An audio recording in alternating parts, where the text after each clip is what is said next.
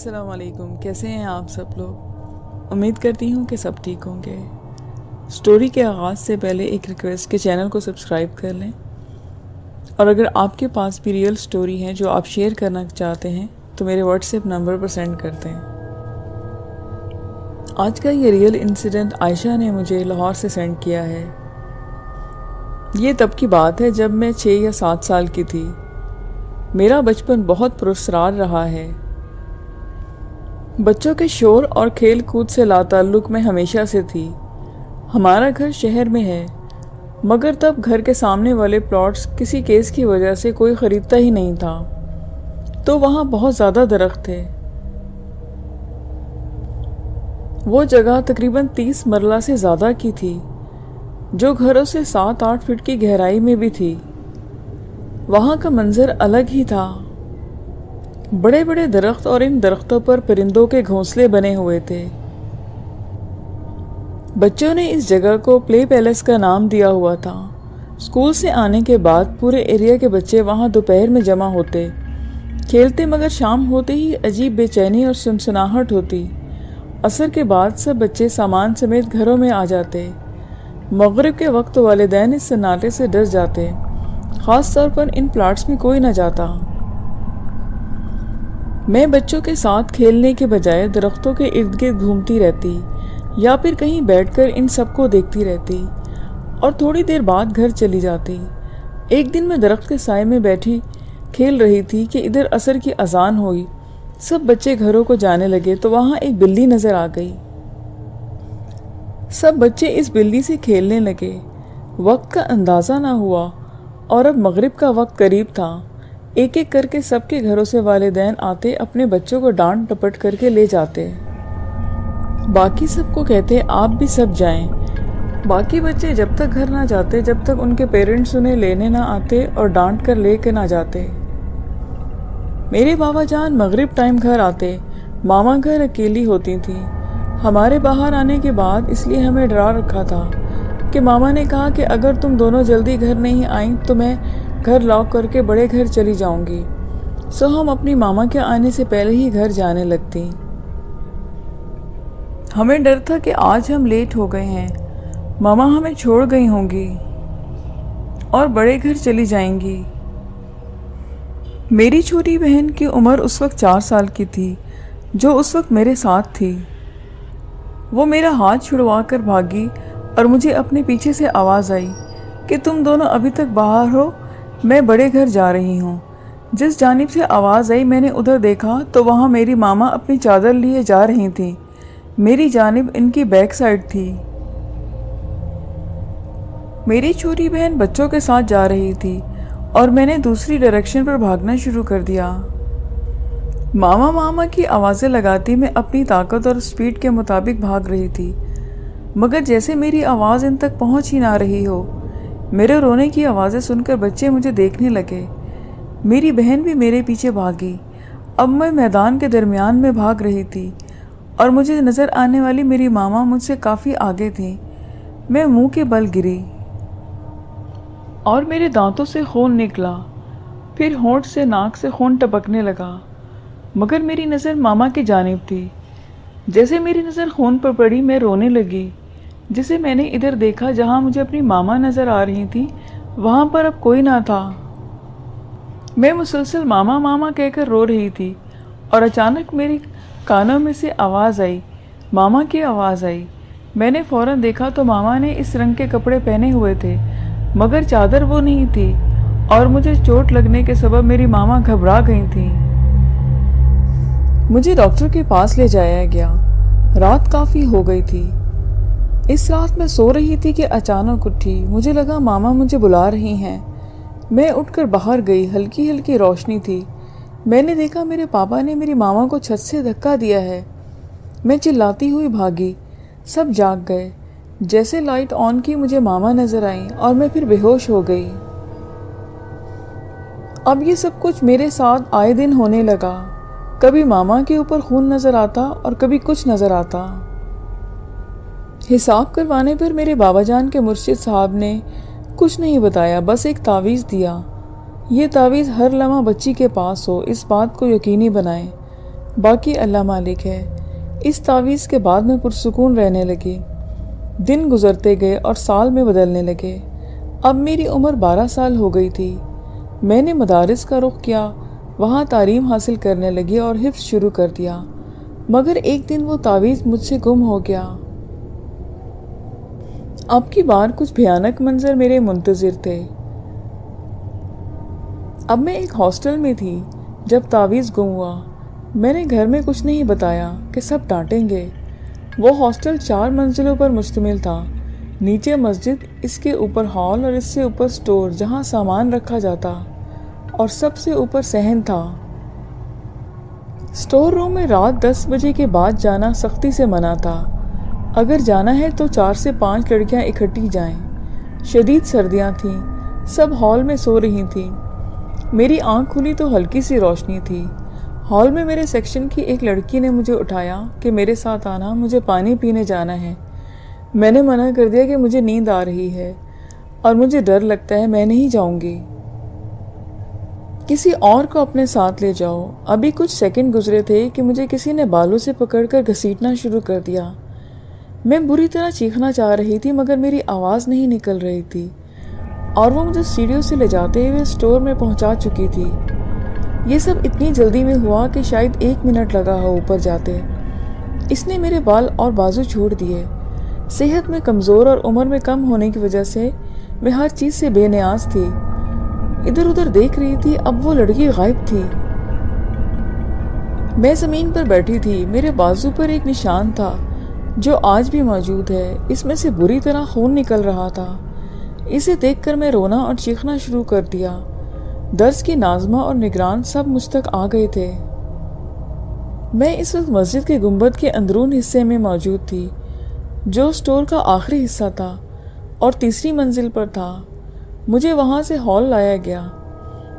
مجھے بری طرح سے وامٹنگ ہو رہی تھی اور تیز بخار ہو گیا۔ خیر اگلے دن میرے گھر کال کر دی گئی کہ بچی کی طبیعت سخت خراب ہے، آپ اسے آ کر لے جائیں۔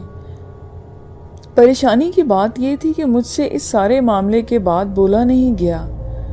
گلا بری طرح بیٹھ گیا تھا، اور ایسا پہلی بار ہوا تھا۔ میں بولتی تو کسی کو کچھ سمجھ نہ آتی۔ ڈاکٹر کو دکھایا تو اس نے کہا کہ لگ بھگ 2 ہفتوں سے گہرے زخم ہیں، جبکہ میں 2-3 دن پہلے ہی گھر سے آئی تھی اور بالکل ٹھیک تھی۔ کسی کو کچھ سمجھ نہ آیا۔ پھر ماما نے میرے گلے میں تعویذ دیکھا جو وہاں نہ تھا، تو فوراً مجھے دوبارہ دم کروایا اور تعویذ لے کر پہنایا۔ مگر یہ سلسلہ آج تک جاری ہے۔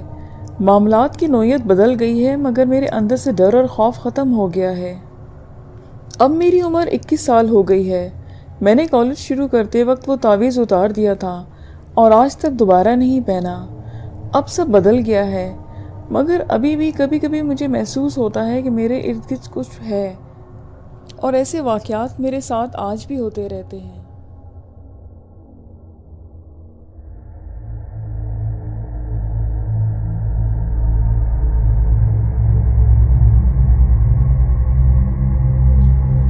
سیکنڈ ریئل انسیڈنٹ کراچی سے خاور نے سینڈ کیا ہے۔ ہم نے مکان کی تعمیر کرائی، جس کا کام شروع میں تو تیزی سے ہوا، مگر پھر آخر میں روک دیا گیا جب ہمارے گھر کی چھت پڑ چکی تھی۔ ابھی دروازے اور کھڑکیوں کا کام نہیں ہوا تھا، نہ ہی بجلی پانی کے مکمل کنیکشن لگے تھے۔ اس وقت کام روک دیا گیا، جو تقریباً 6 سال تک رکا رہا۔ کیونکہ ہمیں فوری طور پر شفٹ نہیں ہونا تھا، ان 6 سالوں کے دوران وہاں پڑوسیوں اور رشتہ داروں کی شادیاں ہی ہوتی تھیں، کبھی کبھی، ورنہ مکان لاک رہتا تھا۔ ان دنوں میں یہ مشہور ہو گیا کہ گھر میں جنات کا بسیرا ہے، کیونکہ لوگوں کے مطابق گھر سے عجیب آوازیں آتی تھیں، جیسے کوئی بول رہا ہو اور کبھی ہنس رہا ہو۔ ہم نے باتیں سنی انسنی کر دیں۔ 6 سال بعد جب دوبارہ کام شروع کروایا تو کام کرنے والے مزدوروں کے ساتھ عجیب و غریب واقعات پیش آئے۔ دروازے بنانے والے نے کہا کہ اس کے ساتھی کو یہاں زوردار تھپڑ لگا، جس کے بعد اسے کافی دن بخار رہا اور اس نے کام پہ آنا چھوڑ دیا۔ بجلی کے کام کرنے والے نے کہا کہ مجھے ایسا لگا کہ کسی نے میری ٹانگوں سے پکڑ کر مجھے زور زور سے ہلایا ہے۔ میں سمجھ گیا تھا کہ یہاں کیا مسئلہ ہے، تو انہوں نے زیادہ دھیان نہیں دیا اور آئندہ بھی کام کرتا رہا۔ جب گھر مکمل ہو گیا تو بہت سے لوگوں نے کہا کہ آپ یہ گھر بیچ دیں، یہاں جنات کا بسیرا ہے، آپ یہاں پر نہ آئیں۔ ابو نے کہا کہ اتنے پیار سے گھر بنوایا ہے، ہم آئیں گے، اللہ خیر کرے گا۔ لوگوں نے کہا کہ آنے سے پہلے گھر کے اندر آپ قرآن خوانی کروا لیجئے گا۔ ہم نے پھر اچانک شفٹ ہونا پڑا تو قرآن خوانی نہیں کرائی، سوچا کہ بعد میں کروا لیں گے، اور شفٹ ہونے کے بعد کروا بھی لی۔ شفٹ ہونے کے بعد پہلا واقعہ میرے ساتھ پیش آیا۔ میں ٹی وی لان میں کھڑکی سے دیکھا کہ لان میں ایک عورت چل کر گیٹ کی طرف جا رہی ہے۔ میں دوڑ کر لان میں گیا مگر کوئی بھی نظر نہ آیا۔ ایک بار میری کزن نے سیڑھیوں پر ایک عورت کو اترتے دیکھا۔ جب وہ رات کو 1 بجے فریج سے پانی لینے گئی، اس نے چیخ ماری اور بے ہوش ہو کر گر گئی۔ سب دوڑ کر گئے، دیکھا تو وہ بے ہوش پڑی تھی۔ ہوش آنے پر اس نے سب بتایا۔ سیڑھیوں پر دیکھا تو وہاں پر کوئی نہ تھا۔ ایک بار میرے کزن کے ساتھ بھی واقعہ پیش آیا۔ وہ اور میرا بھائی تب گھر میں اکیلے تھے، کمرے کا دروازہ بھی لاک کر کے سوئے ہوئے تھے۔ رات کا وقت تھا۔ کزن کے پاس نوکیا کا موبائل تھا جو اس نے سونے کے وقت اپنے تکیے کے نیچے رکھ دیا تھا۔ صبح اٹھا تو موبائل غائب تھا۔ پورا کمرہ ڈھونڈا مگر نہیں ملا۔ دروازہ کھول کر باہر آیا تو ٹی وی لاؤنج میں فرش پر پڑا ہوا تھا، جیسے کسی نے زمین پر زور سے گرایا ہو۔ بیٹری اور کور نکلے ہوئے تھے۔ حیرت کی بات تو یہ تھی کہ کمرے کا دروازہ اندر سے ہی لاک تھا، تو موبائل باہر کیسے آیا؟ یہ واقعات کچھ ماہ تک ہوتے رہے اور پھر خود ہی ختم ہو گئے۔ اب ہمیں کبھی تنگ نہیں کیا گیا اور نہ ہی ہمارا نقصان ہوا۔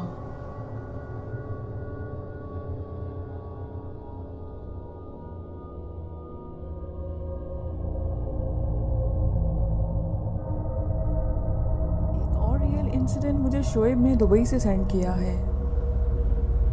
یہ چھوٹا سا واقعہ جو ہمارے گاؤں میں ایک بابا جی جن کا نام اللہ دین ہے، ان کے ساتھ ان کی جوانی میں پیش آیا تھا، جو میں نے خود ان کے ساتھ بیٹھ کر سنا۔ چلے آپ کو ان کی زبانی میں سناتا ہوں۔ میرا نام اللہ دین ہے اور میں ضلع جہلم کے گاؤں شمس پور کا رہنے والا ہوں۔ یہ بات اس وقت کی ہے جب میں 23 سال کا تھا، اور ہم اس دور میں مال مویشی پال کر اور زمینداری سے اپنا گھر کا سارا نظام چلایا کرتے تھے، اور میرے والد نے مال مویشی کا سارا کام مجھے سونپا ہوا تھا۔ میں ہر روز اپنی زمینوں پہ جا کر اپنے جانوروں کو چرایا کرتا، اور یہ میرا روز کا کام تھا۔ معمول کے مطابق ایک روز جانوروں کو لے کر میں زمینوں پر گیا ہوا تھا، اور اس دن میں گھر سے کافی دور آ گیا۔ وہاں ایک اینٹوں کا بھٹا تھا جو کافی سالوں سے بند تھا، اور وہاں کوئی دور دور تک کوئی گھر نہیں تھا اور نہ وہاں کوئی شخص جاتا تھا۔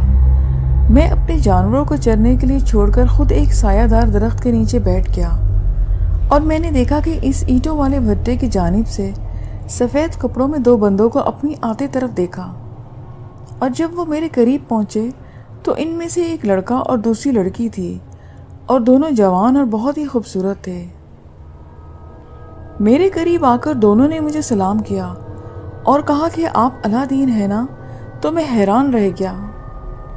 میں ان دونوں کو جانتا تک نہیں، اور ان کو میرا نام کیسے معلوم ہوا؟ بہرحال میں نے کہا کہ جی ہاں میں اللہ دین ہوں۔ تو اس پر انہوں نے کہا کہ آج ہمارے گھر میں چھوٹی سی تقریب ہے اور آج کھانے کا انتظام بھی کیا گیا ہے۔ تو ہمارے بابا نے کہا ہے کہ باہر ایک اللہ دین نام کا آدمی ہے جو اپنے جانوروں کو چرا رہا ہے، اس کو بھی ہماری تقریب میں شامل کیا جائے، اور اب آپ کو ہمارے ساتھ چلنا ہوگا۔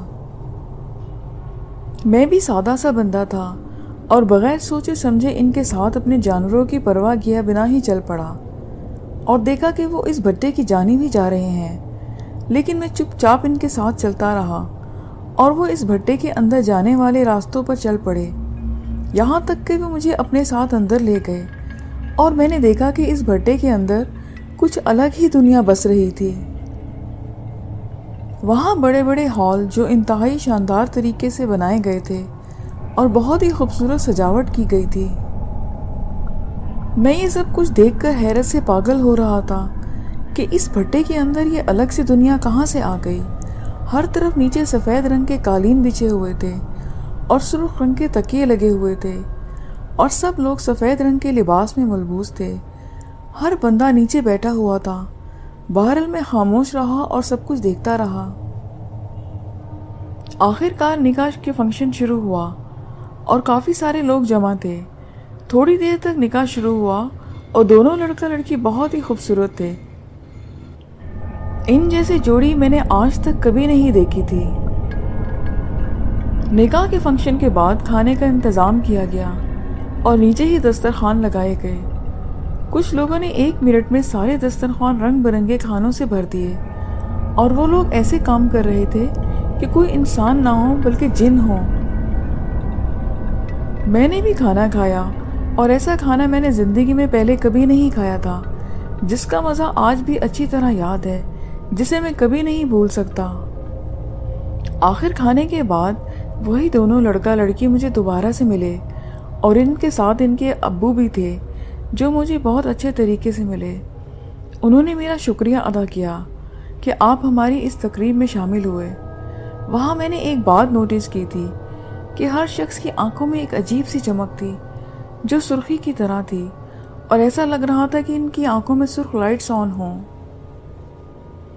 اس فنکشن سے فارغ ہو کر جب میں اپنے گھر آیا تو میرے بابا نے کہا کہ بیٹا تم نے یہ صحیح نہیں کیا، اس بھٹے میں جنات کا بسیرا ہے، اسی لیے وہاں پہ کوئی نہیں جاتا۔ تم اللہ کا شکر ادا کرو کہ تمہاری جان بچ گئی، انہوں نے تمہیں کوئی نقصان نہیں پہنچایا۔ نقصان نہ پہنچانے کی وجہ میرے ابو نے یہ بتائی کہ آج ان کے ہاں خوشی کا موقع ہوگا، اسی وجہ سے انہوں نے تمہاری جان بخش دی۔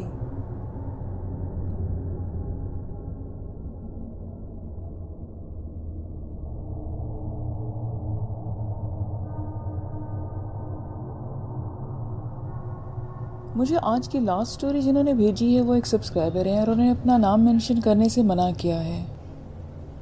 وہ بتاتے ہیں کہ یہ سٹوری نہیں بلکہ ریئل انسیڈنٹ ہے جو ہم 4 دوستوں کے ساتھ 2050 مئی میں پیش آیا۔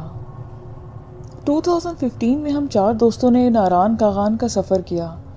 ناران کاغان سے واپسی پہ ہم نے فیصلہ کیا کہ ایک رات ہم شوگران ویلی میں بسر کریں گے۔ فیصلہ ہوتے ہی ہم نے شوگران کی طرف سفر شروع کر دیا۔ شوگران پہنچتے پہنچتے ہمیں رات ہو گئی۔ پہنچتے ہی رات ٹھہرنے کے لیے ہم نے ہوٹل کی تلاش شروع کی، لیکن جلد ہی ہمیں اندازہ ہو گیا کہ شوگران ویلی میں سیاحوں کا رش بہت زیادہ ہوتا ہے اور اچھا کمرہ ملنا کافی دشوار ہے۔ کافی تلاش کے بعد ہمیں ایک معیاری ہوٹل کے ٹاپ فلور پر انتہائی کم قیمت میں کمرہ مل گیا۔ کمرہ دیکھنے کے بعد ہمیں کافی اطمینان ہوا کیونکہ کمرہ کافی بڑا تھا اور 2 بیڈ پر مشتمل 2 حصوں پر تقسیم تھا۔ دوسرے حصے کے آخر میں باتھ روم موجود تھا۔ ہم لوگوں نے ایک رات کے لیے کمرہ بک کیا تھا اور اپنا سامان لے کر کمرے میں آ گئے۔ کمرے کے پہلے حصے میں ٹی وی تھا اور دوستوں کو کیونکہ کافی دنوں بعد ٹی وی ملا تھا تو وہ ٹی وی دیکھنے لگے۔ ہماری ایک عادت تھی کہ ہم جس جگہ بھی جائیں سب سے پہلے چینج کر کر فریش ہو جاتے، پھر کوئی دوسرا کام کرتے۔ اسی وجہ سے دوستوں کو ٹی وی دیکھتا چھوڑ کر ہم اپنا سامان نکال کر دوسرے حصے میں چلے گئے تاکہ چینج کر سکیں۔ چینج کرنے کے لیے ہم بیگ سے کپڑے نکال رہے تھے۔ ہمارا رخ دیوار کی جانب تھا کہ اچانک ہمیں اپنے کندھے پر دباؤ محسوس ہوا۔ ہم سمجھے شاید کوئی دوست ہے، اس لیے ہم نے بغیر پیچھے مڑے کہا، یار تنگ نہ کرو، کپڑے نکال لینے دو، لیکن کندھوں پر دباؤ مزید بڑھتا گیا۔ جیسے ہی دباؤ ناقابل برداشت ہوا ہم نے پیچھے مڑ کر دیکھا تو پیچھے کوئی موجود نہ تھا۔ ہم بھاگ کر پہلے حصے کی طرف آئے تو دیکھا تمام دوست اپنی جگہ ٹی وی دیکھنے میں مصروف ہیں۔ ہمیں اس وقت یہی خیال آیا کہ یہ شاید ہمارا وہم ہے اور تھکن کی وجہ سے ایسا محسوس ہوا۔ خیر ہم دوبارہ واپس آ گئے تاکہ چینج کر سکیں، لیکن جیسے ہی دوبارہ اس حصے کی طرف بڑھے دل میں عجیب سی بے چینی پیدا ہو گئی، جیسے کہ دل بھاری ہو جاتا ہے، ساتھ ہی ٹھنڈے پسینے بھی پھوٹ پڑے۔ حالانکہ مئی میں شوگران میں کافی ٹھنڈ کا موسم تھا۔ خیر ہم جیسے تیسے فریش ہوئے اور ٹی وی والے حصے میں جا کر دوبارہ بیٹھ گئے۔ کچھ دیر بعد ہمارے ایک دوست فریش ہونے اس حصے پہ گئے۔ تھوڑی ہی دیر بعد ہمیں ان کی چیخ سنائی دی۔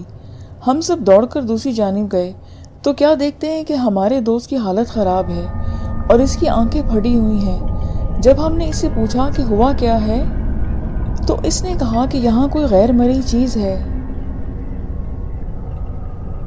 یہ سنتے ہی میرے حواس خطا ہو گئے کیونکہ ہم پہ یہ بیت چکی تھی، لیکن باقی دوستوں نے مذاق اڑانا شروع کر دیا۔ تھکن کی وجہ سے دماغ خراب ہو گیا ہے تمہارا۔ ابھی یہی مذاق چل رہا تھا کہ لائٹ چلی گئی، اور لائٹ جاتے ہی ہم سب نے واضح طور پر ایک ہیبت ناک سایہ دیوار پر ابھرتے دیکھا اور عجیب سی آوازیں سنی جیسے کوئی غصے میں گرا رہا ہو۔ یہ سب دیکھتے ہی ہم سب کے اوسان خطا ہو گئے۔ ہم چیختے ہوئے باہر کی جانب بھاگے، نیچے ہوٹل کے ریسیپشن پر جا کر دم لیا۔ ہم سب کے اوسان خطا تھے۔ ہم نے مینیجر کو بلایا اور ساری کہانی سنائی، لیکن اس نے ماننے سے انکار کر دیا کہ ایسا کچھ بھی نہیں ہے، آپ کو غلط فہمی ہوئی ہے۔ ہم نے کہا کہ ہم اس بھوتیا ہوٹل میں رہنا ہی نہیں ہے، تو مینیجر نے کہا کہ سر سارے ہوٹلز کے روم بک ہیں، آپ کے پاس کوئی آپشن بھی نہیں سوائے اس کے کہ آپ سردی میں رات باہر گزاریں۔